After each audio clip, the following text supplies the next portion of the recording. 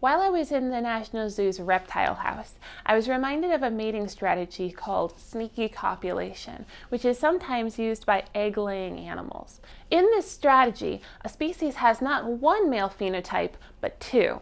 Big males look physically distinct from females, collect their group of breedable partners, and control a territory to ensure that no other male fertilizes their eggs.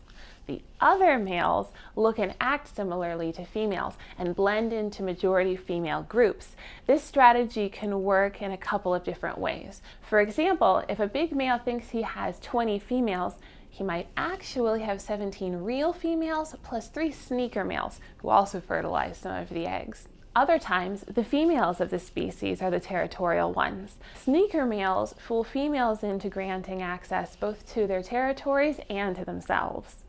Historically, when I've looked into animal mating strategies, it was with the intent of debunking the political argument that queer love was unnatural. Over the years, my interest has evolved.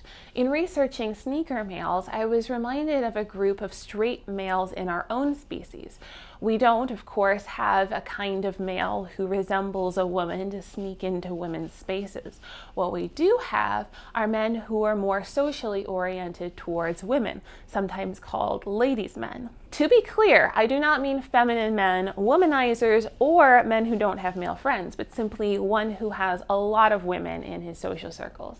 This kind of man often finds himself in majority female spaces and among majority female groups. I'm reminded of a friend of mine who is the quintessential modern ladies' man. I met him at swing dance, which is an excellent place for a man to meet and socialize with women. As another example, he works in a majority female profession, so much so that during his army training, there was literally no other man with whom to pair him. The solution was to pair him with 3 women so that every time he went anywhere, he was escorted by his entire girl squad. Now, it's important to note that while he often has female company, he's also stated that being constantly surrounded by 3 to 10 women did earn him clout with the other guys. So I do want to be clear that he, like most of us, has social orientations to both men and women. My friend is also an illustrative example of behavioral mimicry. He has a vocal affect that I originally attributed to him being from the West Coast, but which led another friend of mine to assume he was gay. When I asked him about it, he said that he attributes it to social mirroring among his friends, many of whom happen to be women. Again, I want to stress that this is one vocal affect, not a general behavioral trend. In fact, one of the cool things about him is that he'll talk us civilian women through how to throw a grenade and tell us about army hazing rituals. Culturally, one of the greatest hurdles in understanding our full range of human social behavior hinges upon the extent to which it's considered natural. Seeing our behaviors or similar behaviors in other animals opens new possibilities for understanding ourselves.